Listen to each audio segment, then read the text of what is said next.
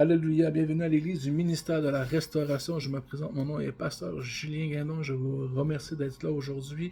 Je salue la sœur Jacqueline, le frère Marc, la sœur Audrey, la sœur Karine, la sœur Félicia, qui ne peut pas être avec nous aujourd'hui. Soyez tous richement bénis dans le Seigneur. Aujourd'hui, je vous remercie de bien vouloir liker, partager et de vous abonner afin de rien manquer.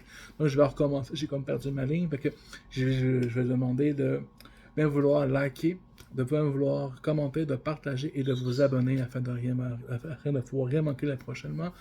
Donc, aujourd'hui, le Seigneur m'a béni sur un message. Je dirais que le Seigneur m'attire sur des messages plus, comment je pourrais dire, sur la sainteté aujourd'hui. Puis, je commence à m'interroger beaucoup sur pourquoi est-ce que beaucoup de chrétiens, beaucoup de gens commencent à parler, mais pas les chrétiens, des gens qui ne connaissent pas Dieu et qui pensent connaître Dieu, et qui commencent à injurier Dieu, puis qui disent, ah, mais, donc, le titre de mon message aujourd'hui, c'est tu hérites Dieu. Donc, pourquoi est-ce que réellement aujourd'hui les gens sont toujours, ça vient, puis la question que je me pose, c'est que ça vient d'où? La question à savoir, ça vient d'où? Pourquoi est-ce que les gens disent, mais si Dieu il existait, mais pourquoi je suis pauvre, pourquoi j'ai pas assez, pourquoi je suis pas riche? C'est écrit où dans la Bible, dans les Écritures, où ce que la ligne d'existence de Dieu nous vient de la parole de Dieu, que c'est écrit que tu vas être riche parce que tu crois en Dieu, parce que Dieu il est là, tu vas tout avoir, il va tout te donner. J'ai une chose à te dire, mon frère, ma soeur. Dieu ne te doit rien. Dieu te doit rien. Il n'est pas obligé de faire quoi que ce soit. Parce qu'il a déjà payé le prix suprême pour toi. Il a donné son Fils unique, Jésus-Christ, à la croix pour toi. Il te doit rien. Arrête de méditer, de dire que les méchants prospèrent, que les méchants ont raison, de lâcher la voie de Dieu, de rentrer dans le monde pour devenir un criminel, de devenir un bandit, de devenir un assassin, parce que c'est plus payant en faisant ces choses-là. Je vais te dire une chose, la Bible nous enseigne que ces gens-là ils ont leur récompense. Mais la Bible dit que nous aussi, on va avoir notre récompense. Ils ont déjà leur vaine gloire, ils ont déjà leur récompense, ils ont déjà assez, mais nous, notre récompense arrive plus tard, arrive après. Dieu ne nous a pas oubliés, Jésus nous aime toujours, il est toujours avec nous. Mais la Bible nous enseigne qu'on on va se faire persécuter, qu'on va avoir des épreuves, on va avoir des combats. Mais si on persévère, si on s'accroche à Dieu, Dieu va nous bénir, il va nous donner la force et le courage de réussir tout ce qu'on va entreprendre. Jésus fait des promesses dans sa parole. Dieu nous donne des promesses qu'on va réussir.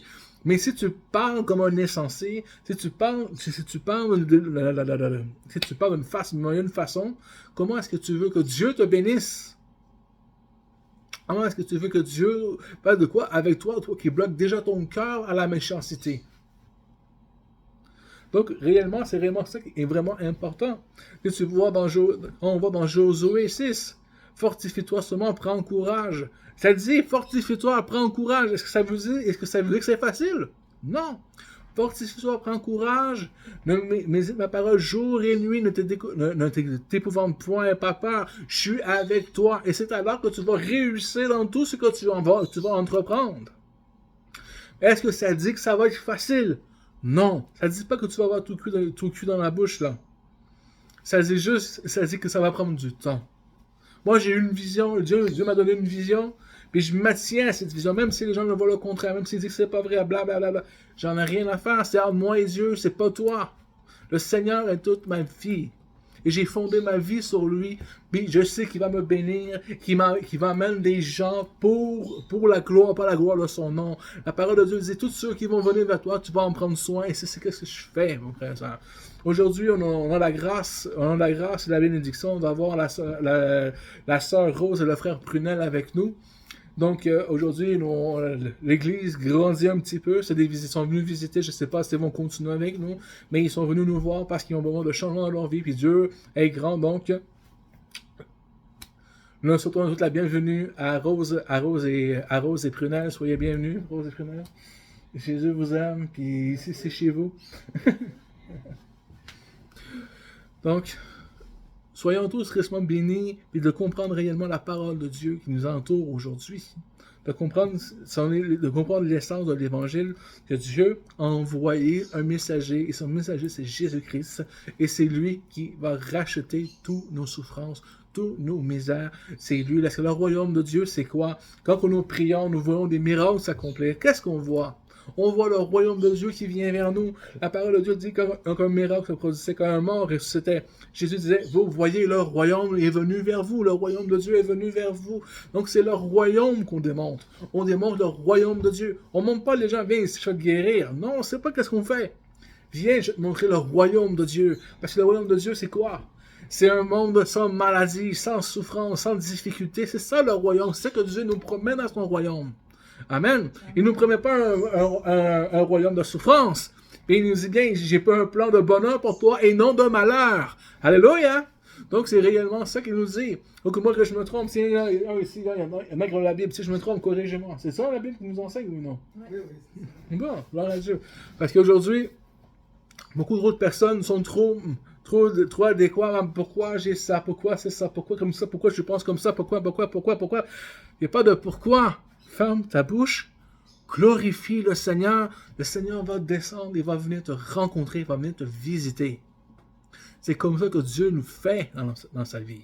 C'est pas en disant que je suis un malheureux, je suis un ci, je suis un ça, il n'y a pas un monde de juste, il n'y a pas un être humain de juste. C'est pas comme ça, il faut que tu penses. Il faut que tu penses selon ce que la parole de Dieu nous enseigne.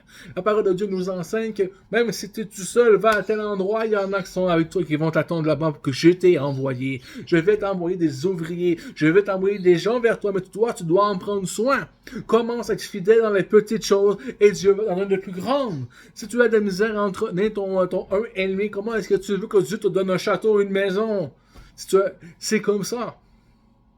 Sois fidèle. Dieu connaît ton cœur. Dieu sait ce qui est bon pour toi. Sois juste patient. Si pour toi dans ton cœur, rien la promesse attendra, elle va arriver certainement.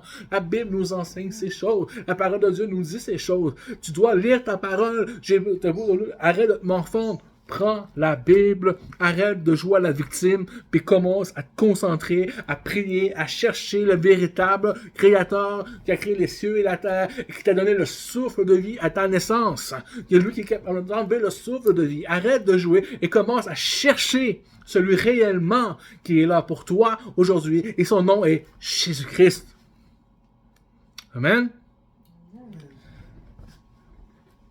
Souvent, je fais des prédications d'encouragement, des prédications sur l'encouragement, la restauration, un peu tout ça. Oui, et la sainteté en fait partie. Et ce matin, c'est un message sur la sainteté. Arrête de te plaindre, arrête de te négliger, arrête, tu énerves Dieu, tu énerves le Seigneur, tu fatigues l'Éternel, le Seigneur, le Roi des Rois. Arrête de te plaindre, loue-le, glorifie-le. Il va te emmener dans les sphères encore plus élevées que tu n'as jamais connues. Mais tu dois être soumis à lui. Tu dois donner à lui corps et âme, mon ami, en dehors de toute ta force, de toute ta force, de toute ta capacité. Est-ce que tu sais ça veut dire de toute ta force? Il y en a qui disent, mais est-ce que tu donnes le mais moi, la dîme, c'est une chose. Tu non, on parle de toute ta force. Tu n'es pas capable de nous donner ça, Richard. Moi, je ne prêche pas la dîme, mes frères et sœurs. Demandez à l'évangéliste Maryse. J'ai déjà enseigné quelques fois, mais je ne prêche pas la dîme. Je ne prêche pas l'enseignement là-dessus. J'ai déjà amené quelques fois parce que c'est qui m'en ont demandé. Mais c'est très rare que je vais demander, on va faire les dîmes et les offrandes. C'est très rare que je le demande. Des fois, le panier est là, le mari a une boîte, je ne sais pas si c'est pour ça. Mais on a amené quelque chose, la boîte est là, les gens donnent de eux-mêmes sans que je demande quoi que ce soit. Je ne le demande pas parce que les gens ont beaucoup de difficultés. Même si la parole dit de le faire, de l'enseigner, mais je ne le fais pas pour le moment. Mais ça va venir. Il y a des promesses là-dedans, mais c'est pas ce que je prêche. Là, je m'éloigne du sujet, parce que la dîme aussi, c'est quelque chose que les gens, ouais, mais les pasteurs, c'est juste pour l'argent, c'est tout juste pour ça, c'est juste pour ça. La majorité des pasteurs sont bénévoles, ils n'ont même pas d'argent. La majorité des pasteurs ne travaillent même pas. Ou ils travaillent, ou même ils ont 2-3 jobs, puis ils s'occupent de l'église. Donc, arrête de te plaindre, tu ne connais pas toutes les circonstances de la vie. Donc, on va tourner dans la Bible aujourd'hui. J'ai donné beaucoup déjà de passages bibliques, de connaissances. Mais on va aller voir d'autres passages aujourd'hui. Donc, on va aller dans Malachie, chapitre 2, à partir du verset 17. C'est l'évangéliste Maryse qui va lire ce passage. Au nom de Jésus, je lis la rétribution divine. Vous fatiguez l'Éternel par vos paroles, et vous dites, en quoi l'avons-nous fatigué? C'est en disant quiconque fait le mal est bon aux yeux de l'Éternel, et c'est en lui qu'il prend plaisir. Ou bien on est le Dieu, où est le Dieu de la justice? Amen. Donc, qu'est-ce que je viens de dire ici? Donc, les gens croient que Dieu prend plaisir à ceux qui font le mal, à ceux qui se comportent mal, et ils oublient son juste. La parole de Dieu dit que, plus tard après, il dit, Dieu va envoyer son messager, il va envoyer un message pour nous, un message d'espoir et de gloire en Jésus-Christ, quiconque croit en lui va être sauvé. Sauvé, c'est pas seulement que tu viens en Jésus et t'es sauvé, c'est sauvé en toutes circonstances. Mais le problème dans l'histoire, c'est que tu dois l'accepter. Arrête tes comportements humains, puis deviens un comportement d'enfant de Dieu, puis d'enfant de Dieu, puis plus de devenir des petits-enfants d'un enfant, mais de devenir des hommes et des femmes faits en Christ. Il faut arrêter de jouer au bébé. J'ai pas dit. Arrête de jouer à ça. Arrête de dire pourquoi eux ils ont ça, pourquoi ils prospèrent. Eux, ils ont déjà leur récompense. Toi, ta récompense, elle arrive. Ta récompense, elle s'en vient. Persévère. Gloire en Dieu. Et Dieu va te bénir. Parce que Dieu dit, je vais répondre sur toi toutes les bénédictions abondantes. Mais sois patient.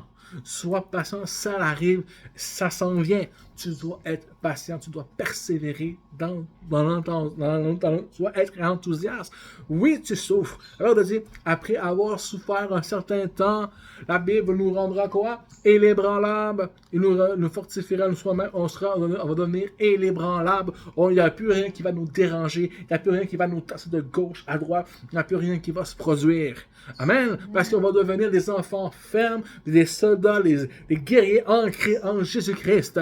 Et les couronnes nous sont réservées. Les couronnes nous attendent. La couronne, c'est un joyau. Un joyau est un trésor pur et simple au nom de Jésus.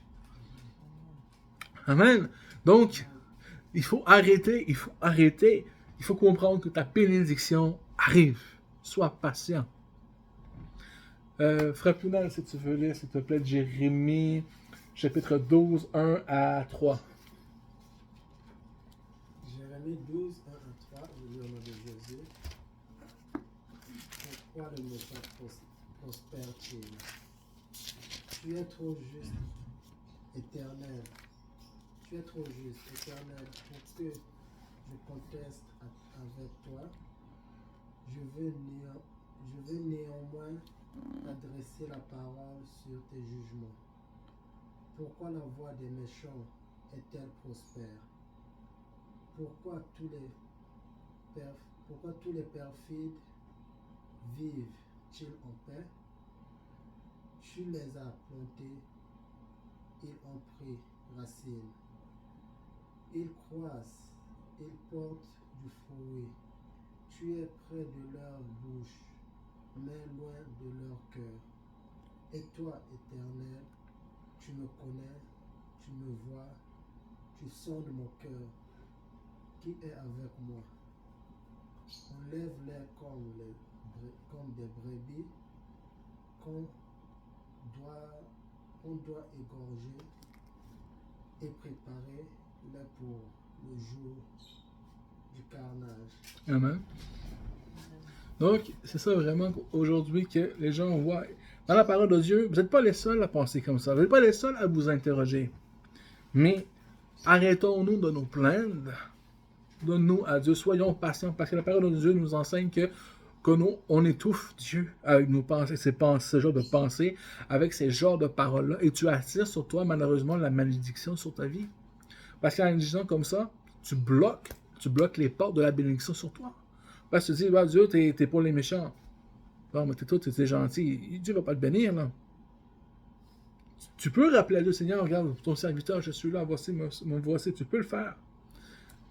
Mais dis pas aux gens que les gens prospèrent, les méchants prospèrent, puis Dieu fait rien pour toi, pour ta vie, parce que toi, tu es un serviteur de Dieu. Ou tu crois en Jésus, ou tu crois en Dieu. La parole nous enseigne beaucoup de choses, que Dieu a des bénédictions pour nous et non de malheur. Dieu veut nous bénir. Dieu a des plans de bonheur pour nous et non de malheur. Dieu nous dit de nous fortifier.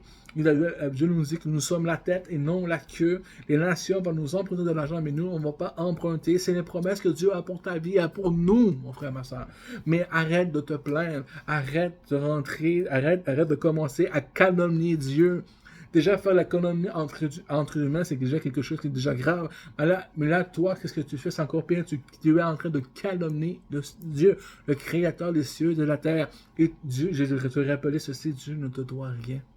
Dieu, s'il veut, il fait, t'es plus là, t'es dispute, t'es plus là. Tu comprends? Dieu ne te doit rien. Soumets-toi seulement à lui. Prie-le.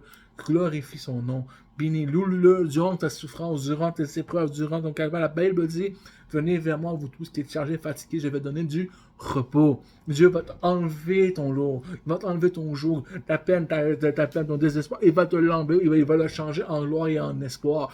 Mais c'est à toi de changer de direction, de comprendre, ok, Seigneur, vous me voici, j'ai un problème, sans ma propre force, sans ma propre volonté, je ne peux rien faire. Je me remets à toi. Je comprends que c'est toi, Seigneur, qui peux faire toutes choses que moi, je ne peux rien faire sans toi. Et c'est à ce moment-là que tu vas comprendre que c'est là que Dieu va agir.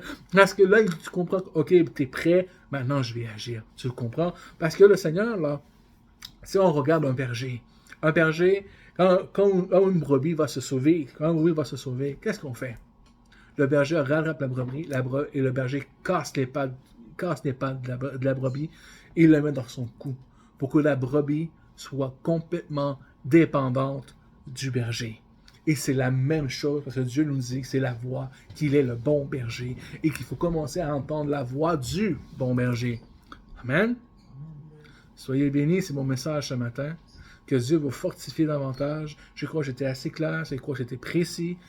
Soyez richement bénis. Je vous remercie encore une fois de bien vouloir liker, de commenter, de partager et de vous abonner afin de rien manquer. Et nous sommes l'Église du ministère de la Restauration. Je me présente encore à nouveau. Je suis le pasteur Julien Guindon. Soyez tous richement bénis et à la semaine prochaine.